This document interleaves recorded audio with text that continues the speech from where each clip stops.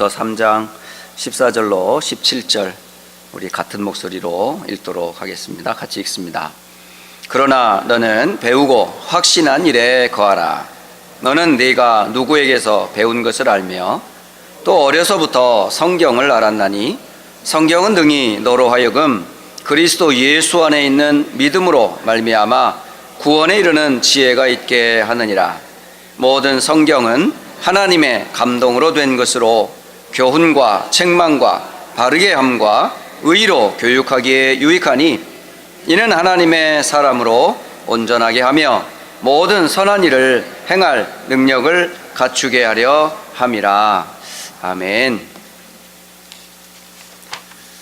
아마 오래전에 휴스턴 안디옥 교회 랩런트들과 함께 아마 그 비전 트립이라고 그래서 워싱턴에서 청소년 합숙을 마치고 차를 빌려가지고 보스턴까지 차를 몰고 올라갔던 적이 있었어요.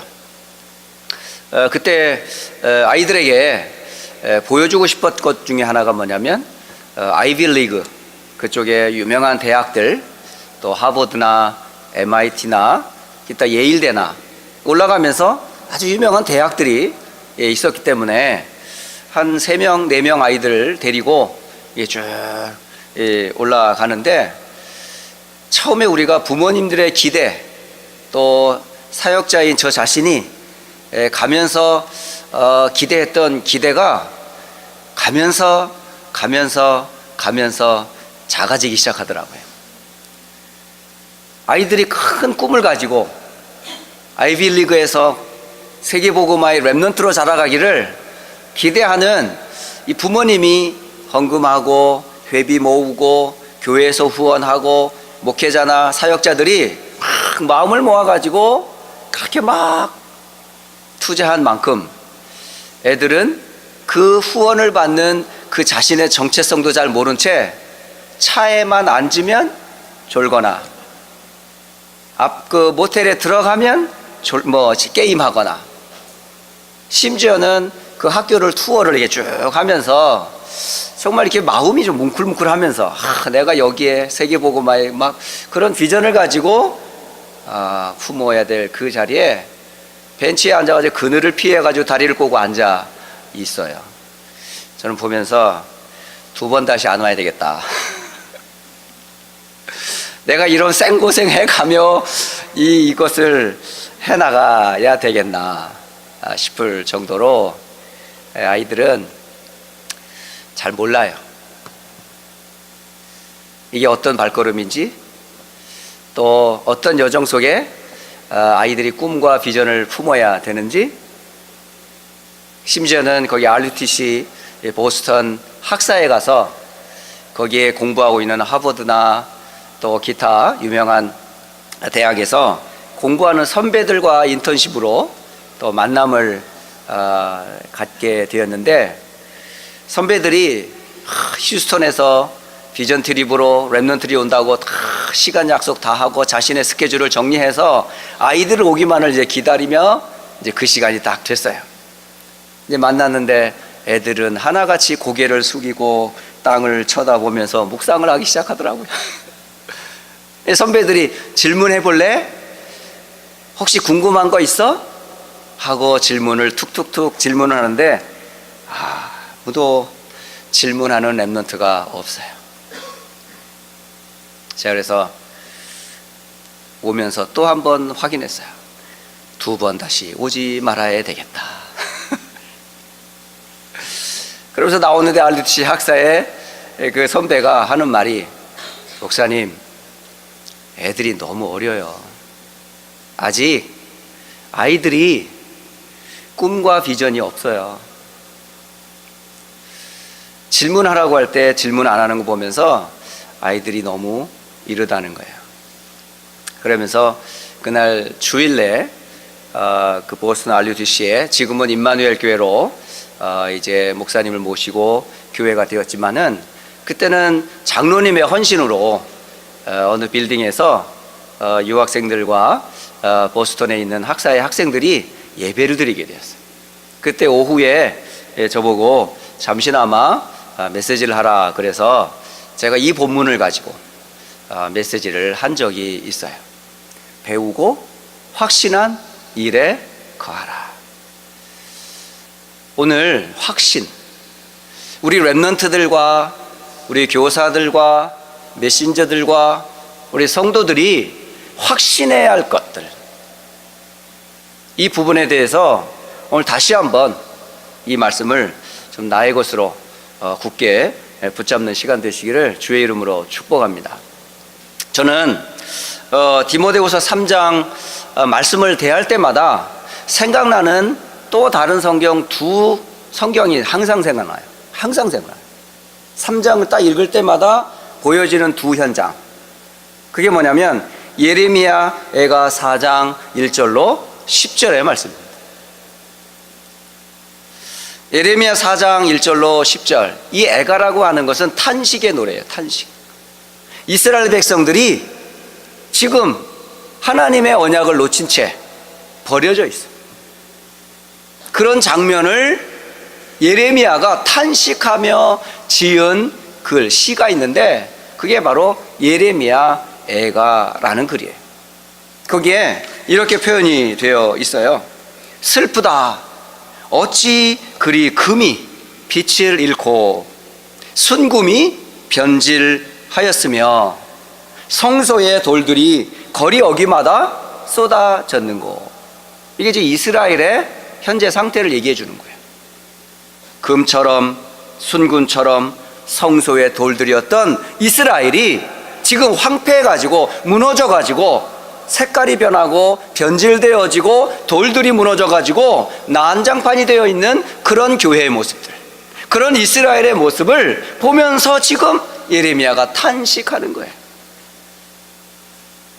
순금에 비할 만큼 보배로운 시온의 아들들이 얼마나 귀중한 아이들이었고 얼마나 중요한 후대들이었는데 어찌 그리 토기장이가 만든 질항아리 같이 여김이 되었는고. 어마어마한 보화처럼 소중했던 자들이 질그릇 건들면 깨질 것 같은 그런 아주 연약한 자들로 바뀌어버렸다. 들깨들도 젖을 주어 그들의 새끼를 먹이나 딸 내 백성은 잔인하여 마치 광야의 타조 같도다. 미물인 개들도 자기 새끼를 품어 젖을 빨리는데, 그런데 내 백성들은 잔인해서 타조같이 알을 낳아놓고 방치해 놓은 채 혼자 돌아다니는 거예요. 내 후대가 망하든지 광야에서 어떻게 살아가든지 관심이 없어요. 그러면서 젖먹이가 목말라서 혀가 입천장에 붙으며 어린아이들이 떡을 구하나 떼어줄 사람이 없도다. 저는 이 구절을 볼 때마다 이게 막 너무너무 안타까워요. 가끔 우리가 TV나 매스컴에 가난하고 찌든 어느 현장을 볼 때 그 배가 고픈 아이들이 눈가에는 막 파리가 들끓고 온갖 막 세균들이 득실득실대는 그곳에 아이들이 배가 고파가지고 그 동그란 눈을 뜨고 뭔가 이렇게 갈구하는 그런 모습. 근데 엄마는 젖이 안 나와. 그런데 그 빈 젖을 빨아들이는 그 아이의 간절함. 와 같이 아기들은 갈급해서 지금 혀가 입천장에 붙어 꺽꺽거리고 있는데 그 떡을 떼어줄 사람이 없구나. 전 디모데후서 3장을 볼 때마다 그 현장이 자꾸 제 머리에 떠나질 않아요. 이상해요. 또 한 구절 제가 성경이 보여지는데 한 데가 어디냐면 아모스서입니다. 아모스서. 아모스라고 하는 구약 성경 끝부분에 8장 11절로 14절에 아모스가 또 이렇게 표현을 해요. 보라, 날이 이를지라 내가 기근을 땅에 보내리니 양식이 없어 주림이 아니요 물이 없어 가람이 아니요 여호와의 말씀을 듣지 못한 기갈이라. 여러분, 사람이 죽는 게 목말라서 배고파 죽는 게 아니에요.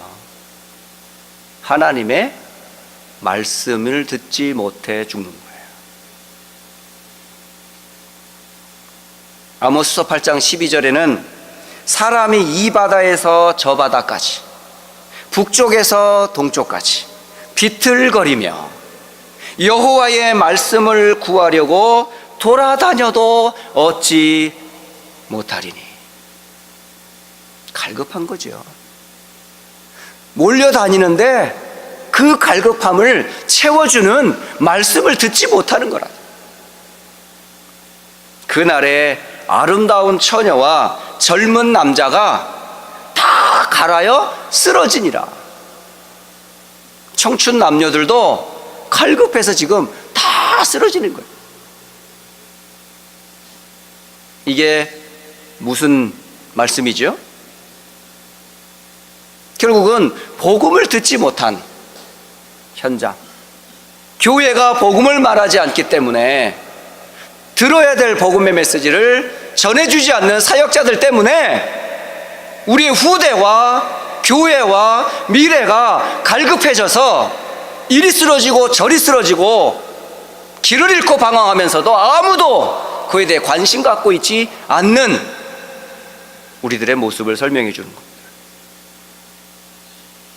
부모가 복음을 모르면 아이들이 갈급해 죽습니다. 교회가 복음의 말씀을 전하지 않으면 교회 성도들과 후대들이 갈급해 죽습니다. 이 교회가 복음 운동하지 않으면 현장은 말씀을 전해줄 수 없기 때문에 현장은 목말라 죽게 돼 있어요. 결국은 세상의 문제의 책임은 누구에게 있는 줄 아세요? 교회에 있는 거예요. 하나님의 말씀을 언약으로 붙잡고 전달해야 될 교회가 복음을 말하지 아니하며 그리스도를 말하지 아니하며 생명의 메시지를 전해주지 아니하면 그 재앙은 현장에 고스란히 재앙으로 바뀌어요. 그렇기 때문에 마지막 때에는 뭐밖에 안 남아요? 고통밖에 없습니다. 이 편지를 받은 디모데가 얼마나 중요한지 알려주는 메시지예요. 네가 지금 얼마나 중요한 일을 하는지 아느냐? 고통, 말세에 고통당하는 그때에 이런저런 고통이 따라올 텐데, 수많은 복음운동을 하는 사람들 핍박하는 시대가 올 텐데, 그러나 라고 돼 있어요. 너만은 그러지 말아라는 거예요. 너희들만은 이 복음 말하라는 거예요. 핍박이 두려워서, 사람들한테 분리되는 것이 두려워서 그런 거에 개의치 말라는 거예요. 저는 이 말씀 생각할 때마다 다시 한번 각오해요. 나만이라도 복음만 말해야지. 누가 뭐라고 그래도 그리스도만 말해야지. 이게 저에게는 한이 됐어요. 참 전 약하잖아요. 모자라잖아요. 힘 없잖아요. 그렇다 할지라도 복음은 약하지 않아요. 그리스도는 모자라지 않아요. 그리스도 아니면 절대 이 땅에 재앙 못 막아요. 구원 못 얻어요. 다른 이름이 없기 때문에. 그래서 저는 이 말씀을 대할 때마다 제게 다시 한번 각오하는 언약입니다. 디모데후서 3장은 제게 언약적인 한이 되는 말씀입니다. 여러분, 말씀을 전하는 사역자 여러분, 교사, 부모, 여러분이 바른 복음 전해주지 않으면요, 우리 후대들요, 예레미야가 4장처럼 돼요. 아모스서 8장처럼 돼요. 디모데후서 3장의 말씀처럼 됩니다. 지금이 그때입니다. 지금이 바로 말세의 때요, 고통의 때입니다. 그 현장을 18가지나 쭉 나열을 해요. 한두 가지가 아니라. 말세에는 고통의 때가 이르르니 고통하는 때가 일어나면서 18가지를 쭉 나열을 하는 거예요. 어떤 고통이 있는지 한번 말씀을 통해 확인해 볼까요? 1절로 5절까지입니다. 함께 우리 같은 목소리로 1절로 5절까지. 이 생명의 말씀이 없는, 복음의 비밀을 말하지 않는, 어디도 이 복음을 듣지 못하는 자리에는 이런 고통이 따라온다고 돼 있어요. 1절로 5절까지 함께 읽어보겠습니다. 너는 이것을 알라. 말세에 고통하는 때가 이르러 사람들이 자기를 사랑하며 돈을 사랑하며 자랑하며 교만하며 비방하며 부모를 거역하며 감사하지 아니하며 거룩하지 아니하며 무정하며 원통함을 풀지 아니하며 모함하며 절제하지 못하며 사나우며 선한 것을 좋아하지 아니하며 배신하며 조급하며 자만하며 쾌락을 사랑하기를 하나님 사랑하는 것보다 더하며 경건의 모양은 있으나 경건의 능력은 부인하는 이 같은 자들에게서 네가 돌아서라. 이렇게 말씀하고 있습니다. 마지막 때가 언제를 마지막 때라고 그러죠? 예수 그리스도께서 승천하신 이후부터 세상의 종말, 주의 재림이 올 때까지 전 기간을 보고 말세, 마지막 때라고 그래요. 지금은 어떤 시대죠? 우리가 지금? 마지막 때예요. 여러분이 지금 있는 이 시대가 마지막 때라고요. 기회가 또 있는 게 아니에요. 오늘이 마지막. 우리가 사는 이 마지막 순간에 살고 있는 세상은 어떻다고요? 고통이다, 이렇게 돼 있어요. 한마디로. 근데 사람들이 감각이 없어요. 갈급하질 않아요. 이번 주 어제 엊그제 금요일 날 조정희 집사님이 병원에 입원을 하셔서 신방을 갔었어요.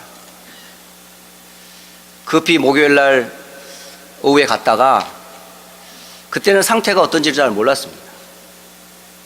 그런데 그 다음날 아침에 또 갔어요. 어제와 오늘이 틀리더라고요. 배에 가스가 차기 시작해가지고 배가 불러. 그 장을 검사하려고 하는데 검사할 수가 없어. 왜? 막혀가지고. 그래서 내시경을 시도하다가 결국은 막혀가지고 검사를 못하는 거예요. 근데 속에서는 계속 가스가 차기 시작하는 거예요. 그러니까 가스가 차니까 그 압력으로 장을 자꾸 누르잖아요. 뱃속이 얼마나 크다고. 누르는 그 고통을 견디지를 못하고 소리를 치며 막 아파하더라고요.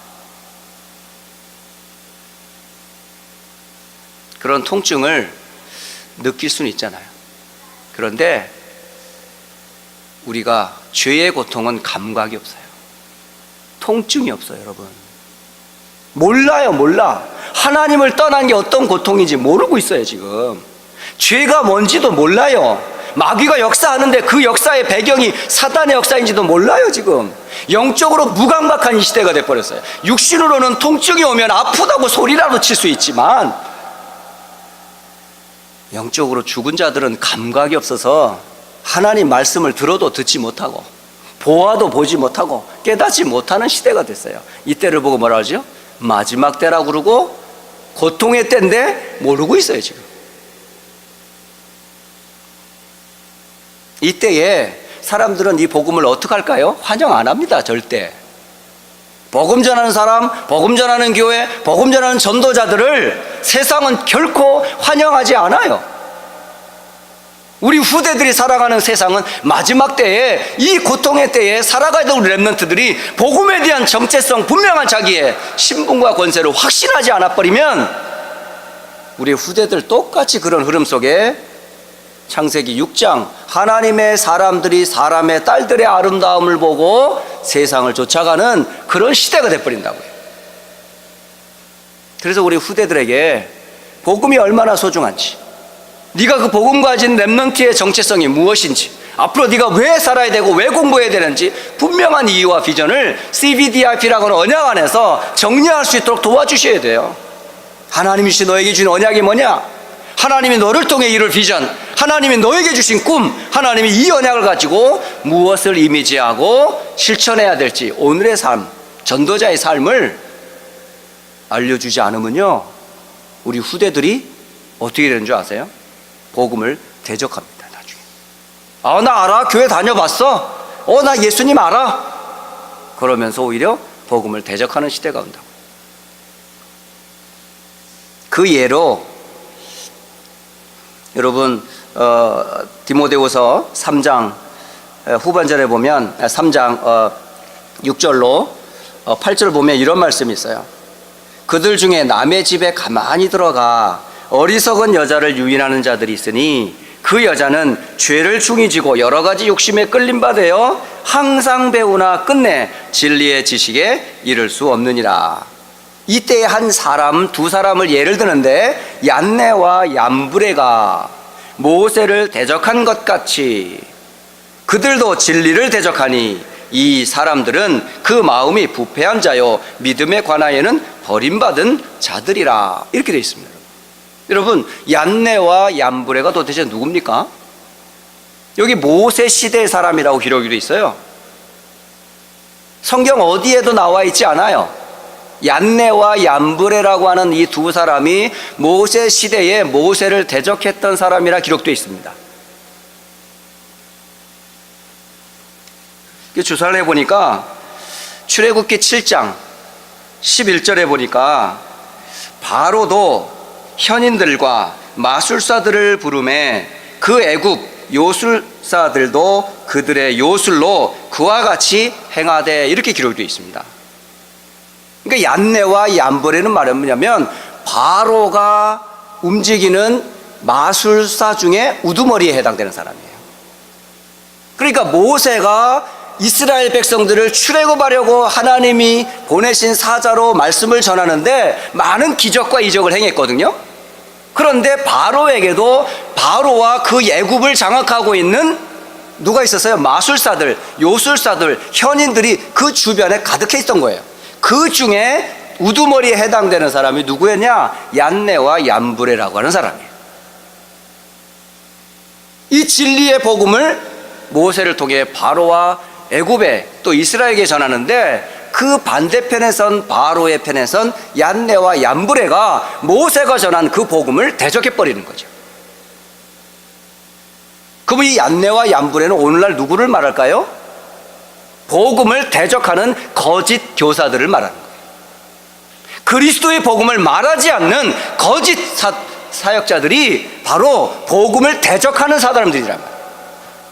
여러분이 만약에 복음을 안 전하면 여러분은 진리를 대적하는 사람이 돼버려요.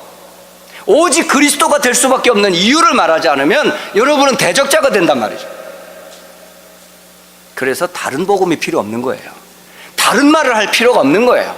나의 생각이 필요 없는 거예요. 세상의 기준이 필요 없는 거예요. 최고의 수준이고 최고의 지혜가 복음이잖아요. 복음만 말하면 되는데 왜 자꾸 딴 거 말해요? 딴 거 말할 필요가 없다니까요. 저는 무식해요. 제가 많은 책도 못 읽었고 많이 배우지도 못했어요. 그게 참 다행이에요. 제가 만약에 조금 더 글을 보고 책을 조금 더 봤다면 아마 조금 유식하게 설명을 했을 거예요. 그래서 우리 목사님 참 책 많이 봤구나, 야 정말 유식하다, 이렇게 되면 여러분들이 혹시 나도 더 배워야 되겠다 생각을 할 텐데, 목사님이 워낙 무식하니까 딴 생각을 안 해서 참 다행이에요. 다행인지는 모르겠습니다만은 어쨌든 제가 말하려고 하는 중심은 다른 말 못하게, 다른 거 제가 안 들어간 게 다행이라 이 말이에요. 그리스도 외에는 제가 아는 게 없어요. 아내도 인정합니다. 당신은 복음 전할 때 제일 멋있어, 따를 때는 아니야, 이래요.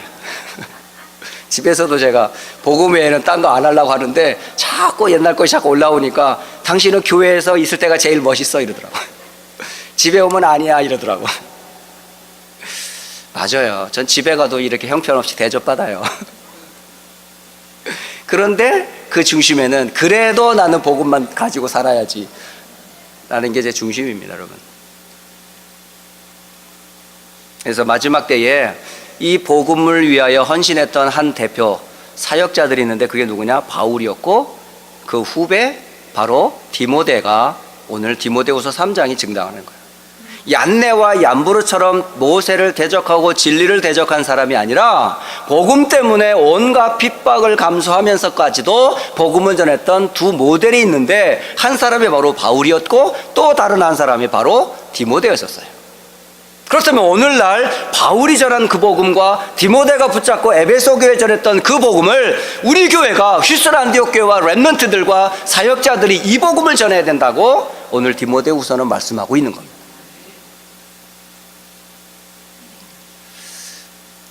3장 10절부터 11절을 보면 사도 바울이 이 복음 때문에 얼마나 많은 고통을 당했는지를 설명을 해요. 3장 10절 11절에 나의 교훈과 행실과 의향과 믿음과 오래 참음과 사랑과 인내와 박해를 받음과 고난과 또한 안디옥과 이고니온과 루스드라에서 당한 일과 어떠한 박해를 받은 것을 네가 과연 보고 알았거니와 라고 되어 있습니다. 그러니까 지금 디모데가 바울이 당하는 모든 고난을 곁에서 보았단 말이에요. 그러면 잘 보면 사도행전 16장 1절에 드디어 디모데라는 사람이 나오는데 그러면 그 이전에 이고니온에서 루스드라에서 있었던 이 사건은 이미 14장에 나와 있는 이야기인데요. 그렇다면 14장 이전에는 바울이 디모데를 만나기 전이라고 말할 수 있습니까? 아니에요. 그건 누가가 기록했기 때문에 누가는 16장에 가서야 디모데를 기록했어요. 그런데 그 14장 이전부터 바울은 디모데와 함께 동역을 하고 있었다라고 말할 수가 있어요. 그러니까 이런 말을 하니까 네가 보았지 않았느냐라고 말한다면 이미 바울이 16장 사도행전 16장 이전에 바울과 함께 디모데는 사역을 했다는 증거가 있잖아요. 이 편지를 받아본 결과를 보면. 그러면서 바울이 겪은 내용들을요 곁에서 디모데가 다 보았어요. 그러면서 마지막으로 확신을 시키는 거예요. 그러나 라고 말해요. 박해를 받았다 할지라도 그런 고난과 핍박을 네가 보았다 할지라도 그러나 나는 이 말 14절을 보면서 너는 이라고 말해요. 바울이 디모데에게 너는 배우고 확신한 일에 거하라. 여러분이 어디에 거해야 된다고요? 바울이 전한 그 복음, 바울에게 주셨던 하나님의 그 말씀에 거하라 라고 되어 있어요. 그래서 여러분이 배우고 확신한 일 근거가 뭐냐? 말씀. 곧 그 말씀도 어떤 말씀? 복음의 말씀, 구원의 말씀, 여러분을 살리는, 세상을 살릴 말씀, 복음의 말씀 안에 거하라 이렇게 말하고 있는 거예요. 그러면서 모든 성경은 이라고 되어 있어요.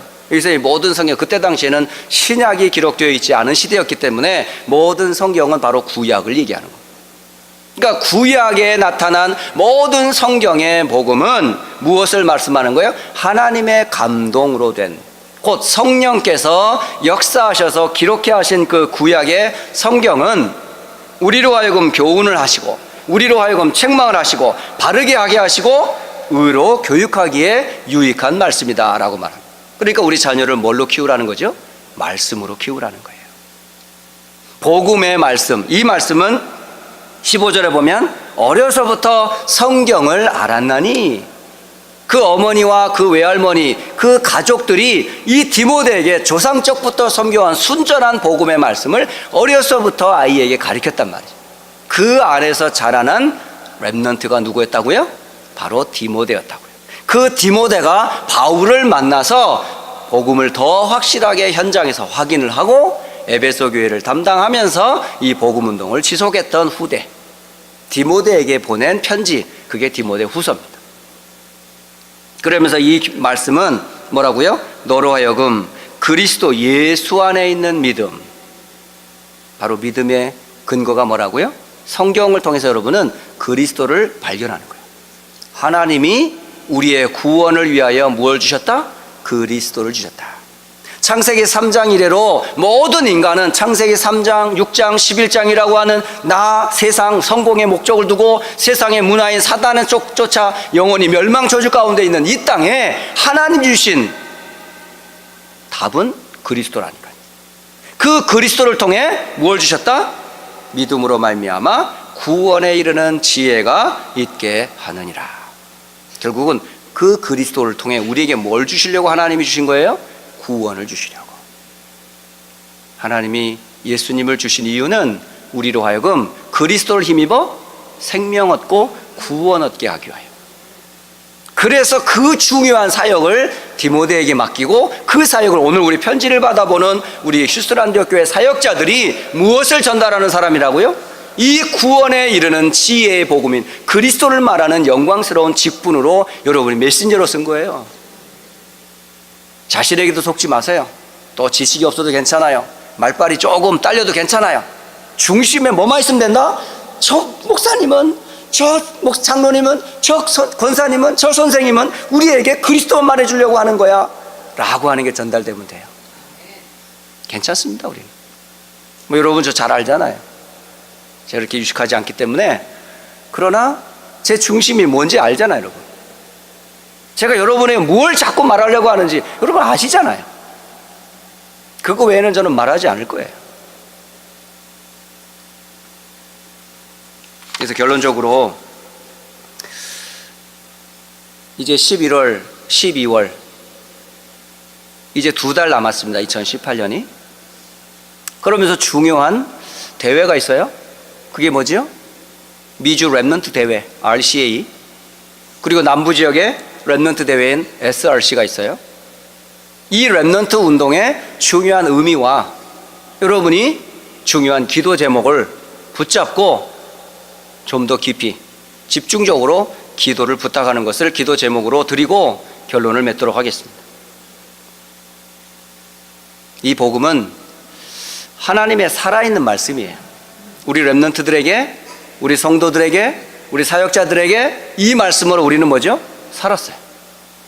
하나님의 말씀으로 여러분이 살았고, 이 살아있는 이 말씀을 여러분은 전하는 걸 통해 듣는 이가 뭐죠? 살아난단 말이에요. 그 내용이 바로 뭐다? 구원에 이르는 지혜가 되시는 그리스도. 그 믿음이 우리를 살려요. 다른 걸로 우리를 살릴 수 있는 게 없어요. 그래서 이번 RCA를 통해서 우리 모든 남부지역만이 아니라 미주의 랩넌트들이 이 말씀으로 뭐죠? 살아나는 역사가 있게 하옵소서. 그러려면은 그 마음의 상태, 그 마음 생각의 상태들이 어때요? 너무 황폐해 있기 때문에 지금부터 여러분이 계속 기도해 주세요. 우리 후대들이 말씀 받기에 합당한 옥토와 같이 변화되도록. 그래서 기도가 너무너무 필요합니다. 오늘 말씀을 받은 이후로 모든 성도들이, 모든 사역자들이 RCA와 SRC를 넣고 집중적으로 기도를 시작하세요. 그래서 말씀 밖에 부족함이 없도록, 말씀을 방해하는 모든 사단의 세력들이 무너지도록, 말씀을 전하는 유목사님과 전도자들을 통해서 말씀이 우리 후대들에게 전달될 수 있도록 함께 우리 기도를 해야 되겠어요.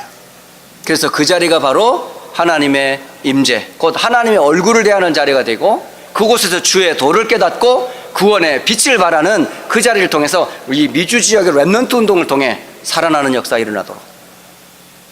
그래서 이번에 이 RCA와 SRC를 통해서 또 여러분 2018년도를 마감하며 2019년을 앞두면서 지금부터 여러분 개인적으로 계속 기도하세요.